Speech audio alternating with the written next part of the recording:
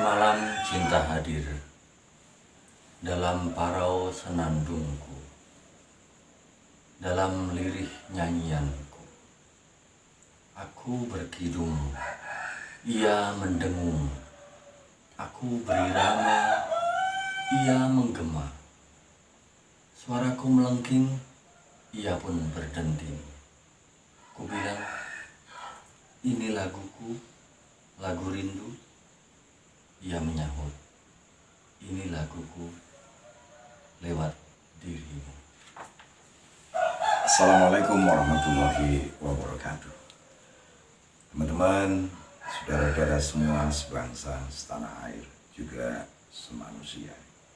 Pada dini hari ini, tepat jam 3 pagi ya, saya bersama Gus Amar Abdillah duduk di atas tikar pandan dan mereguk air kendi yang dimasak oleh ibunya sendiri.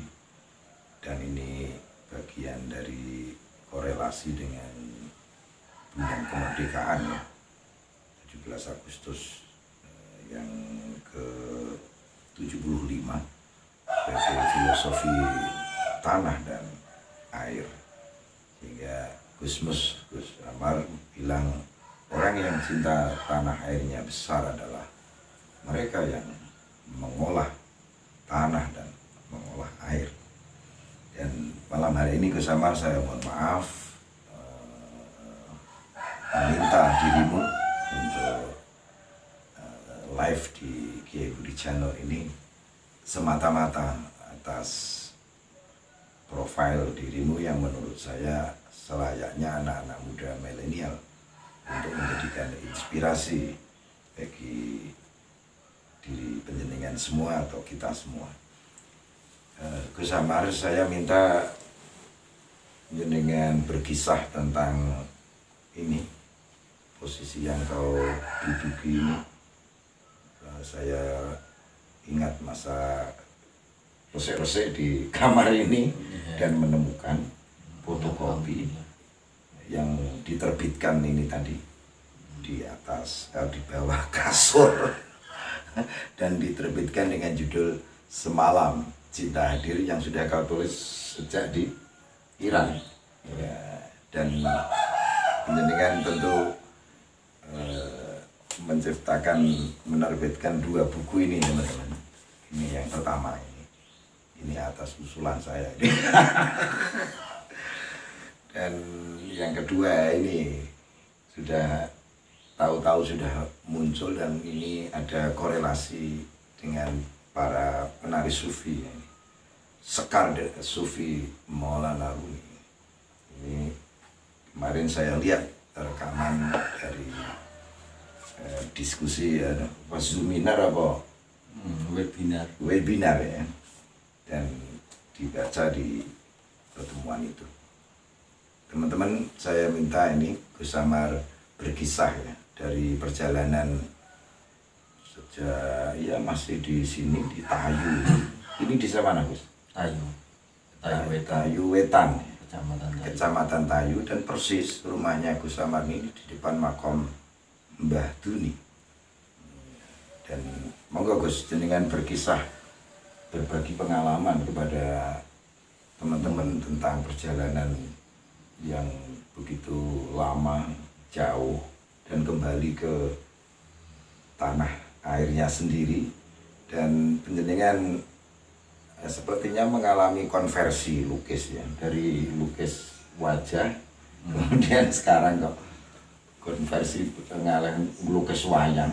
Coba teman-teman kita lihat ini ruang Gus Amar ini di dalam sepi sunyi. Dia mengolah diri, menempa diri dengan karya-karya yang sebagaimana bisa kita lihat ini ya, dengan alatnya, dengan ruangnya. Dan tentu ini bukan penataan yang main-main ini. Tentu ada makna-makna tersendiri di balik lukisan-lukisan yang ada. Ya ini. Dan ini saya duduk di sini juga beraroma mistis ini. Pakai wangi gaharu. Monggo Gus. Yang pertama mungkin nama Ammar Abdillah, sebetulnya itu. Yang kedua itu nama almarhum bapak, jadi bin Abdullah. Ya saya lahir dari bapak yang asli Tayu, Kabupaten Pati, Jawa Tengah ini, sedangkan ibu dari Pamotan, Rembang. Dan setelah saya dilahirkan di sana, kemudian diboyong lagi ke tanah kelahiran bapak sini. Lalu sekolah tingkat SD dan SMP di sini, lalu SMK di Jepara untuk menekuni kejuruan pria kayu. Oh malah. Ya, dan lalu di sana sambil mondok, lalu akhirnya bisa meneruskan kuliah di tanah Persia selama kurang lebih 7 tahun, lalu balik ke sini. Dan karena memang ada panggilan dari kecil, memang suka gambar-gambar. Tentu panggilan seperti itu ada semacam pengaruh milieu ya. Di lingkungan Tayu ini kan jenengan cermati sejak SD, SMP dulu.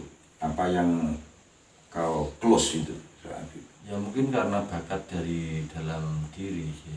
Walaupun memang ada di dulu, bahkan Kiai Muhammad Zuhri juga, beliau kan Sekarjala.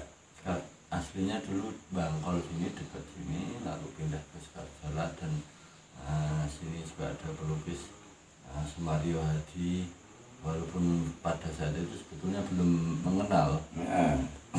Tapi sekarang alhamdulillah sudah nyambung semua. Dan tapi untuk sebuah kesenian, dan ini mungkin bisa dipegang untuk teman-teman, dalam berkesenian kita memang harus bisa menciptakan ruang sendiri, menciptakan suasana sendiri, dan mengatur demikian rupa sendiri. Iya, sehingga kemandirian itu bisa tercipta. Lalu kadang kan kita memang nunggu mood, nunggu suasana, nunggu ini. Bisa saja nunggu kriteria. Iya. Tapi kalau padahal suasana itu bisa kita bangun.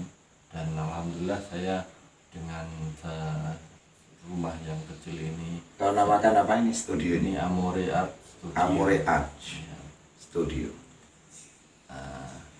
Jadi dulu setelah kuliah itu masih belum terjun di dunia seni sebetulnya, karena memang harus memenuhi cita-cita dari ibu, Orang tua ya. orang tua.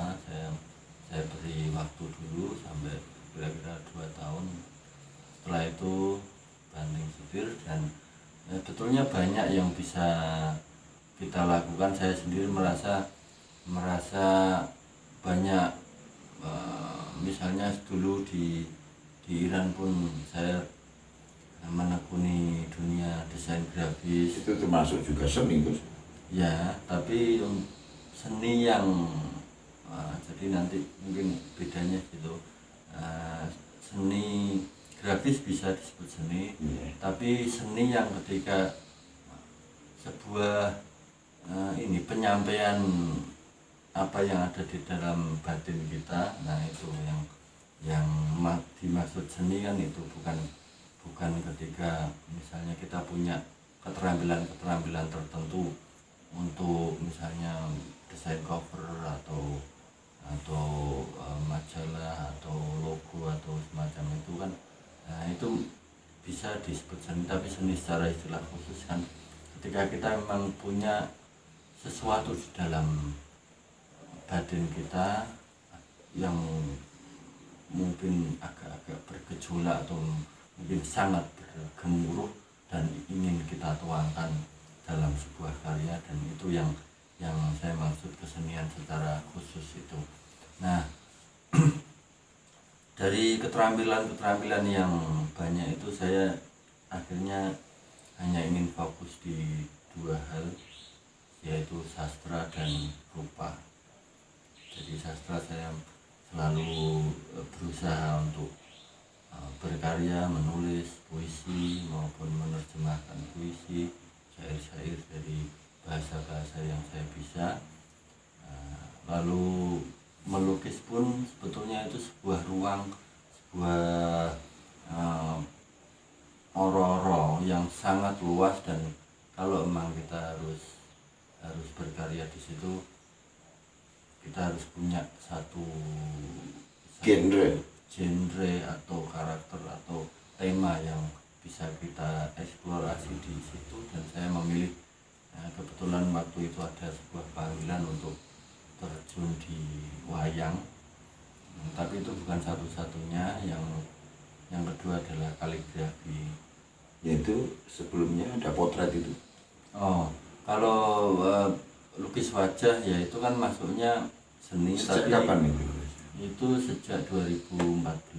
Jadi saya untuk mengawali untuk masuk di dunia seni, khususnya rupa, itu saya masuk memang ke rupa wajah. Jadi saya selama 1 tahun saya di awal mula di Amor Art Studio ini. Tapi jenengan lukis itu masih di Iran tuh? Kesukaan atau memulai? Dari kecil malah? Dari kecil, bahkan sampai walaupun tidak ada kertas, jadi sekolah di sini kan ada sekolah. Kalau sore itu kan belum dikunci Pak Bonnya ya.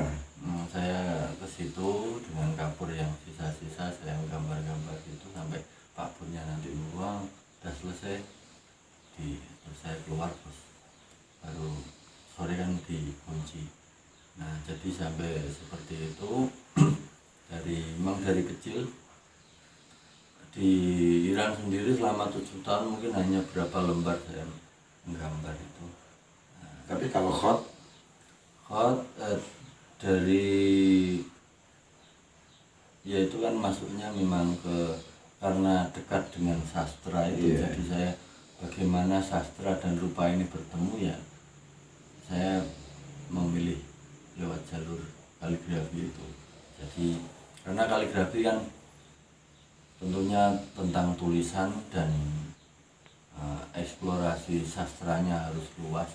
Dan saya sendiri dalam menulis atau memilih apa yang saya tuangkan lewat sebuah lukisan kaligrafi itu, ya dari sisi sastra harus yang bagus dan tidak pasaran. Jadi jurusannya jenengan apa itu di Iran itu? Kalau itu jurusannya kalau di sini mungkin ya perbandingan agama dan mazhab Islam. Tentu di tengah kuliah yang fakultatif itu, jenengan di sana kan mestinya ya bermuamalah secara sosial, ya mengamati di sana kan sangat-sangat seni gitu loh. Iya, ada telah bebasnya pun. Justru sastra di sana lebih saya dapatkan dari telah bebas. Jadi bahkan sampai di kamar sendirian itu saya baca syair-syairnya Maulana Jalaluddin Rumi, ada Hafiz, ada Sa'di, dan sampai sekarang pun saya masih terus membuka-buka menemukan syair-syair baru dari para penyair sufi di Persia. Termasuk lukisan kaligrafimu itu tidak semudah kau tulis ya, pelacaan dari kedalaman penghayatan dari syairnya itu dulu, lalu seperti apa dituangkan, dan itu yang membuat ya, kalau kau ditawar orang yang membuat mahal gitu. Teman-teman, ini saya sebut juga Gus Samar ini Raden Ngabeh. Ya, soalnya iso kabeh, melukis potret bisa, kaligrafi bisa. Kemudian ada terus desain semacam apa ya, ini kalau kita lihat semacam ya seni instalasi juga, tata ruang. Kemudian Gus Samar ada the spiritual journey mungkin yang kau miliki, pergeseran ke wayang itu. Apakah ada pengalaman spiritual di tengah jenengan di sana lama kemudian kembali ke sini itu dengan yang saya sebut konversi? Dulu waktu kecil saya pernah suka wayang dan pengen dibelikan wayang, sampai minta sama bapak ya tuh kok nih Janoko, tapi tidak keturutan sampai sekarang. Dan mungkin itu yang yang menjadi istilahnya pemantik awal kecil itu. Lalu setelah yaitu, jadi saya 1 tahun hanya melukis wajah. Lalu ketika saya mulai ingin terjun ke kanvas, lalu ternyata saya harus fokus di satu tema. Saya mutar, akhirnya ketemu wayang itu, dan saya lihat memang untuk menggambarkan semua khazanah keilmuan, lalu nilai-nilai budaya, lalu perjalanan hidup seorang Jawa, lalu petuah-petuah maupun jadi apapun yang memang itu Jawa, saya melihatnya ada di wayang, dan saya ingin menyelami itu. Tapi kalau dihubungkan dengan konsep yang nganten anyar ya, adakah kau temukan korelasi antara tasawuf itu ya dengan yang kau sebut Jawa? Sangat kental. Saya bisa mengatakan peradaban yang penanggalannya menggunakan penanggalan bulan, kamari atau lunar, itu secara peradabannya lebih ke rasa daripada nalar yang kaku semacam itu. Kita bisa lihat sekarang Jawa dari dulu kamari, lunar, jadi bahkan tahun Saka pun dengan penanggalan ini condro kan, bukan surya.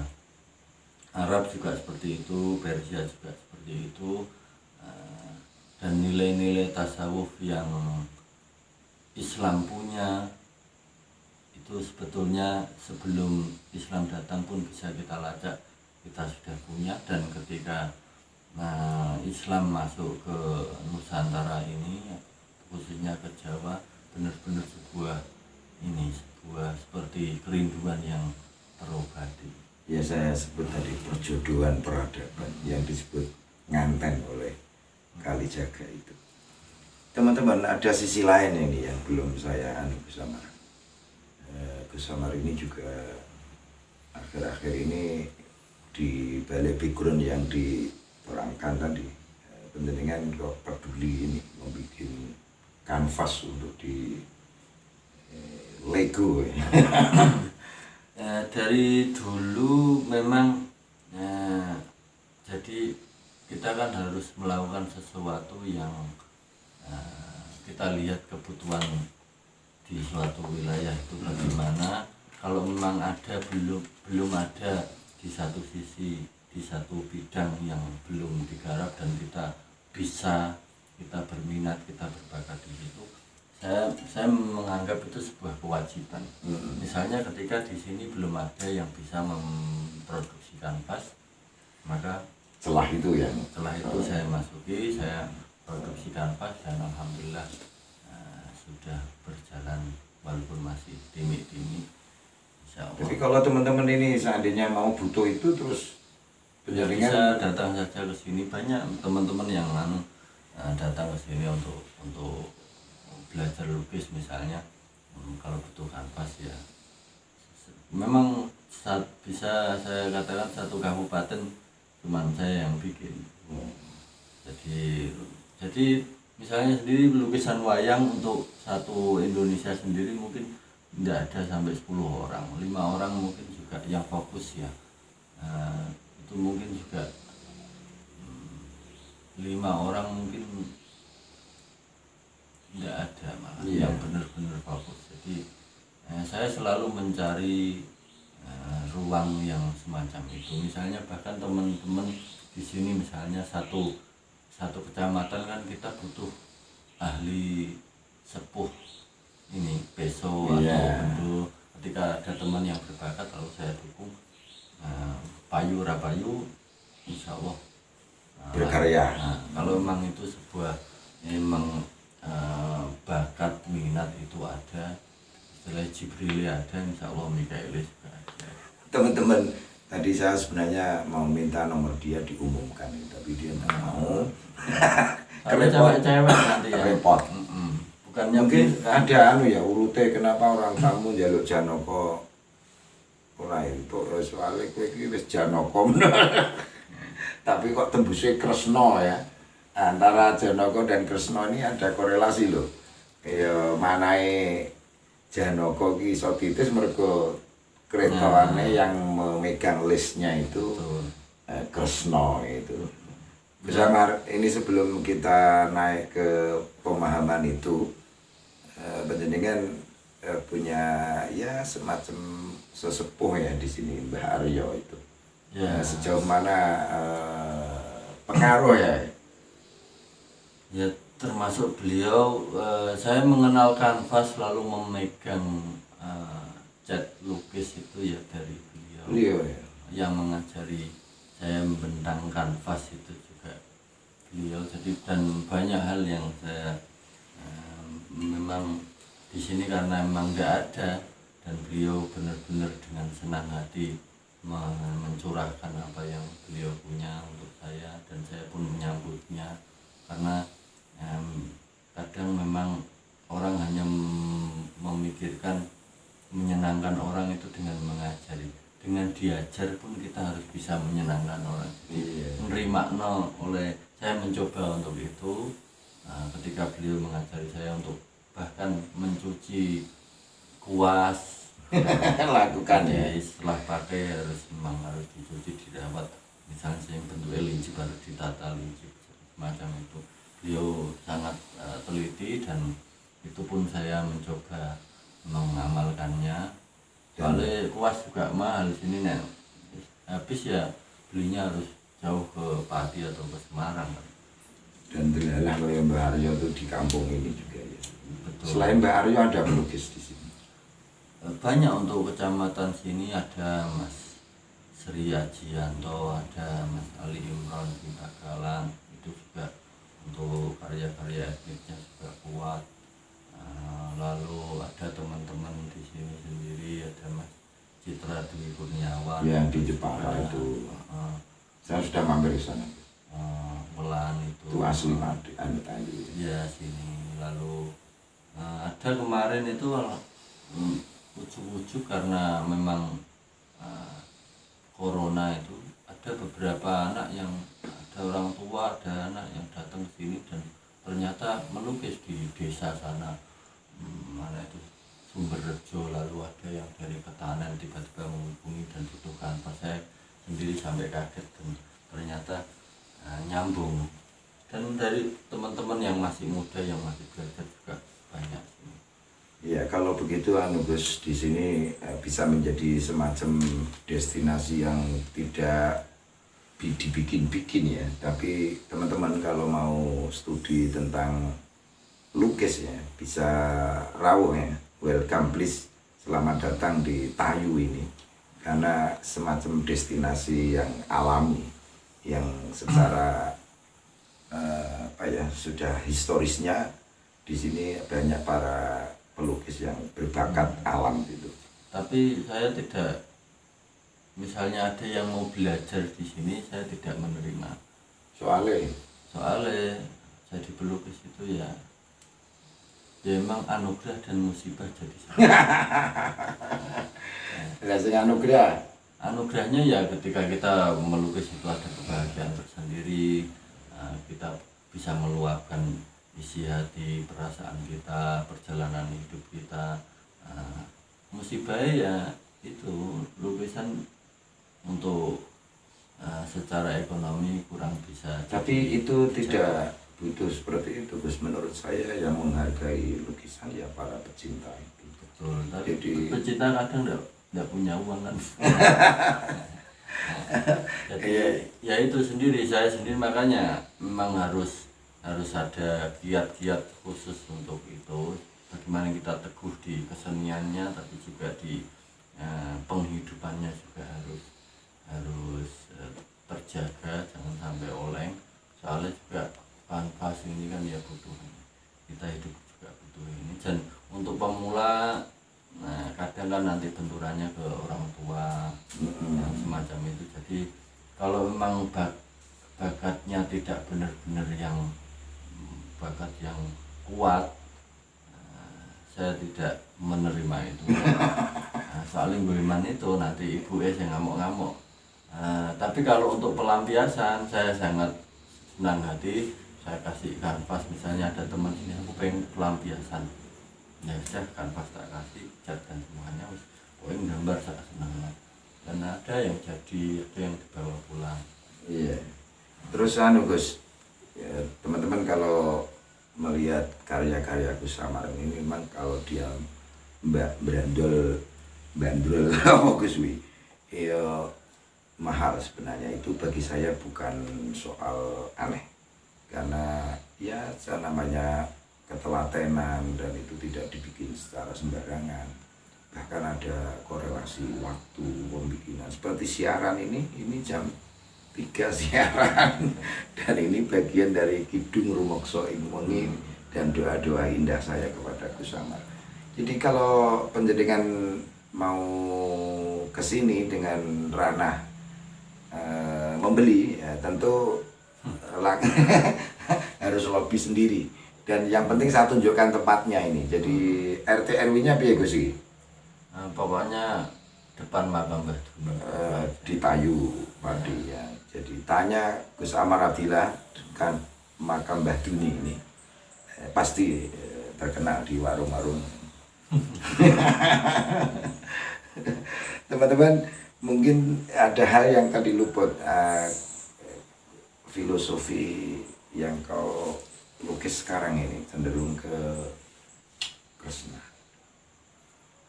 Krishna itu dalam Bhagavad Gita itu kan nampak Gus ya. Ya itu mungkin lakon hidup ya. Dulu saya pernah, jadi ada seorang sepuh yang menasihati saya untuk jangan marah, jangan sampai kata-kata beliau masih terngiang sampai sekarang.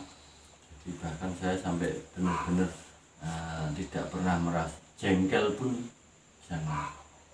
Jadi selama beberapa tahun itu saya mengamalkan itu. Jadi dan saya tanya, ini berarti saya istilahnya merasuk ke siapa ini untuk tokoh wayang. Jadi wayang itu kan sebetulnya bagaimana karakter-karakter manusia menurut filosofi Jawa itu bisa dilihat di wayang. Dan perjalanan hidup nanti pola-polanya bisa dilihat di kisah-kisah pewayangan. Jadi kita bisa belajar hidup memang di situ.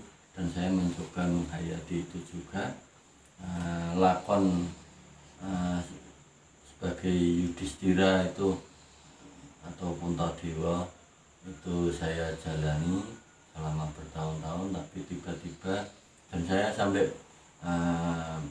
menyediakan untuk diri saya wayang kulit asli. Jadi Krishna Puntadewa awalnya sebagai bacaan untuk keseharian saya, tapi beberapa akhir-akhir kemarin wayang itu diminta orang. Dan memang Puntadewa kan memang harus ini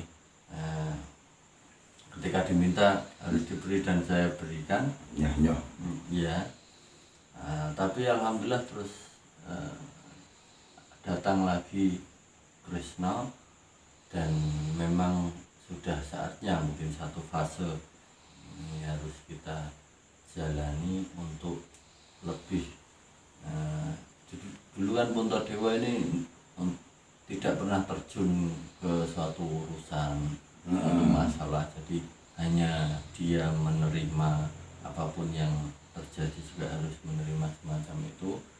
Tapi akhir-akhir ini saya sering dalam satu urusan, dalam satu masalah memang harus ngerampungi istilahnya, harus memegang kendali, harus berani mengatur, berani mengambil keputusan, sampai harus memang ya lakon Kresna itu. Wah, ini boleh jadi karena Cokro itu jumlahmu hampir berakhir ini. Mungkin, insya Allah. Ya secara jadi saya melukiskan untuk tema-tema wayang itu sesuai dengan perjalanan hidup saya. Jadi ketika berbenturan dengan satu masalah ini, lalu ada perenungan-perenungan di situ, lalu terlampiaskan dalam lukisan, dan ternyata akhir-akhir ini yang muncul di atas kanvas lukisan Kresna ada beberapa yang sudah diambil orang. Ya termasuk Gus Said punya darimu, Gus Budu punya. Ya, Puntadewa banyak. Ada lagi yang di orang Cepu, yang saya minta pameran dulu itu. Jadi ya sampai Kresna Tombo ini saya bikin 4 kali karena banyak yang minta, dan saya sendiri seperti mengalir saja, tiba-tiba muncul itu lakon itu di atas kanvas, dan ini pun masih ada beberapa ide-ide yang muncul di benak melalui perjalanan kehidupan ini dan belum tertuangkan di kanvas. Kalau boleh dengan berpesan kepada teman-teman ya, terutama anak-anak milenial berkaitan dengan ya kehidupan tadi.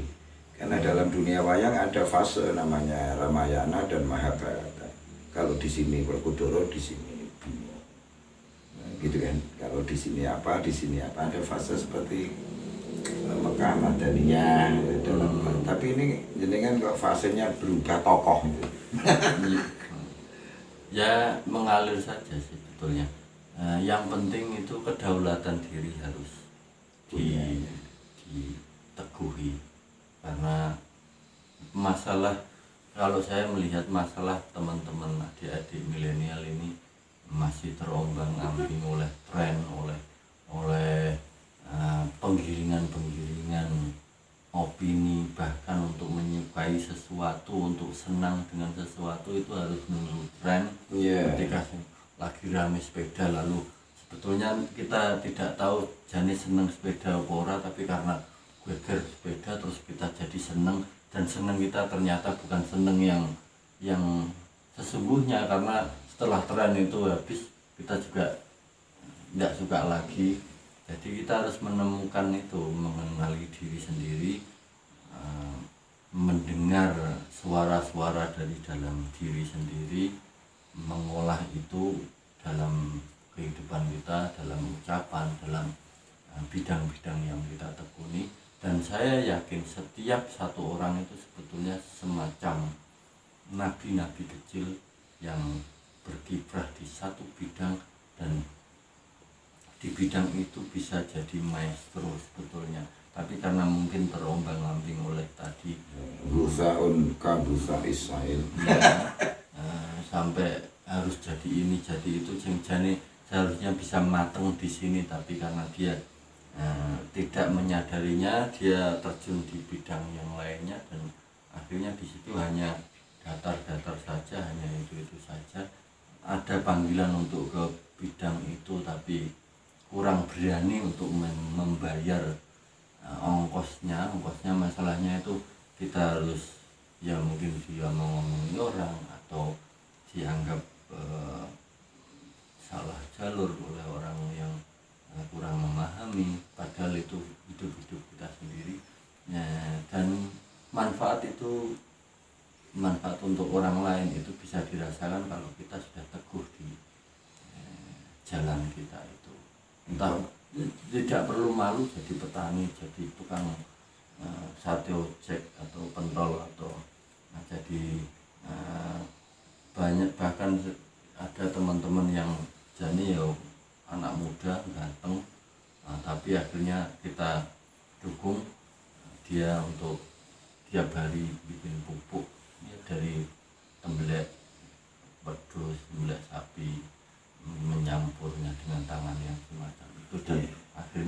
ternyata dia menyukai itu. Ya, Syahrumi sendiri ya dalam mainstream cinta yang bangunan itu ya, kita masing-masing orang punya peranan di dalam menegakkan itu, entah sebagai apa gitu kan. Dan sendirian sangat-sangat Rumi banget dalam kaitan di dalam diri tadi. Kalau korelasi ayat ke laqad ja'akum rasulun min anfusikum yang kau sebut pendaran Nabi itu dari dalam setiap diri. Ya, sendiri. Ya, terima kasih ini Gus Amar. Ini siaran pertama ini saya minta dialog ini karena saya butuh sosok seperti penjenengan yang multi talent dalam kaitan apa-apa ditaleni. Ditaleni dirukun ke. Dan semoga siaran dari live streaming ini Gus Amar bisa memendar ya dalam kaitan kemandirian hidup dan tidak gupuh atau tidak rendah diri dalam kaitan sebagai apa tadi. Dan di situ seni ya, menurut penjenengan gimana itu Syahrumi bilang keindahan Tuhan turun ke bumi melalui seni ya. Tolong dibacakan Gus Syahrumi dengan bahasa asli Ada ini ya di buku Sekar Sufi Maulawi ya. Bagi teman-teman penari Sufi, saya anjurkan ini ke Gus Amar untuk membeli buku. Seandainya ya ini nanti banyak yang berminat diterbitkan ulang bisa. Ini masih ada stoknya, alhamdulillah kemarin habis ini sudah. Biji berapa nih Gus? Ada nanti dilihat di Instagram atau Facebook atau Instagram saya Instagram @amore_art. Kalau Twitter ya @ammar _Abdillah. Lalu Facebook Ammar Abdillah. Masih on semua nih. Ya, di situ nanti ada di cover atau di banner itu penjelasan tentang bagaimana bisa mendapatkan buku ini. Iya. Nah, ini ada satu yang syair, satu rubai yang sesuai dengan apa yang kita bincangkan tadi. Iya. Ey barsarirah nishaste rahmi talabi, dar kharman mahfetade mahmi talabi, dar chah zanakhdan chenin Yusuf hosn khud dalb tuwi Yusuf chahmi talabi. Wahai yang di pangkal jalan, tapi jalan yang kau cari, jatuh di lumbung bulan, tetapi bulan yang kau cari. Di dalam cekung dagu demikian Yusuf keindahan, timba adalah kau, Yusuf dan kalian yang kau cari. Wow. Jadi semuanya itu Lagi guys. ada yang sama. Bentar ini ada satu lagi itu. Nah ini dilakukan agak keras loh Gus. Todar talabe go hari kauni Todar habase lukmiye nauni innuk tiram sagar bedawni har cizi kedar cintustani auni. Kalau ingin permata ditambang, tambang itulah dirimu. Selama yang kau damba sesuap roti, roti itulah dirimu. Rumus ini kalau kau mengerti, mengertilah dirimu. Segala sesuatu yang kau cari, sesuatu itulah dirimu. Teman-teman, ini Syahrumi sendiri menyatakan jangan cari Tuhan di luar diri. Pada setiap diri itu ada harta karun tersembunyi yang tak ternilai harganya, dan bila orang tahu katanya wujudnya cinta.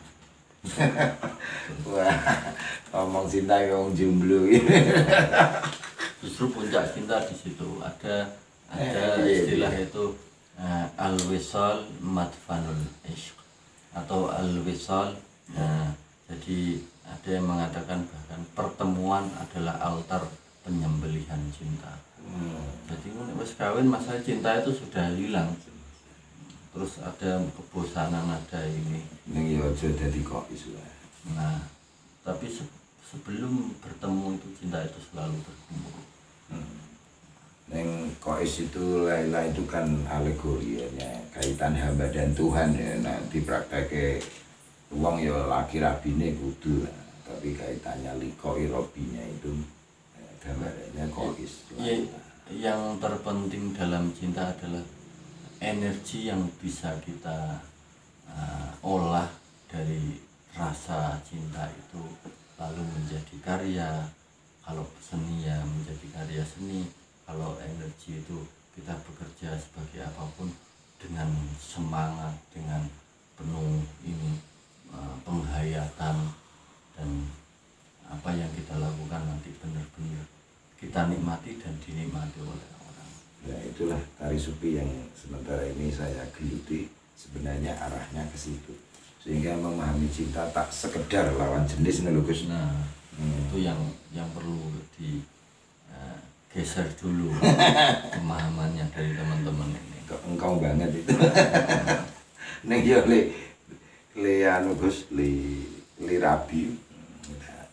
Insyaallah. Ya, dan semoga dengan itu nanti karya-karya Gus Amar lebih banyak ya. Terima kasih teman-teman, dan jangan lupa like, share, and comment atau subscribe di Kiai Budi channel ini. Kalau YouTube mau bagus. Amar Abdillah ini juga gimana like, comment, and subscribe ke Amar Abdillah di YouTube. Dan inilah nanti Indonesia dengan peradaban mozaiknya kita angkat ke permukaan Gus, untuk menjadikan Indonesia itu kedaulatan apapun, pangan, ekonomi, budaya, dan lain sebagainya. Matur nuwun Gus, dan sampai ketemu, dan semoga kita selalu mencercat kalimat demi kalimat Gus Amar, termasuk puisinya yang ada di Sekar Sufi. Ini stok masih ada, dan juga di Semalam Cinta Hadir ini yang sudah habis ini ya. Seandainya ini ada yang berminat harus kita ulang. Tapi pesan dulu orang kan ya gitu. Bisa. Ya. Terima kasih dan sampai jumpa. I love you. Wallahualam. Assalamualaikum.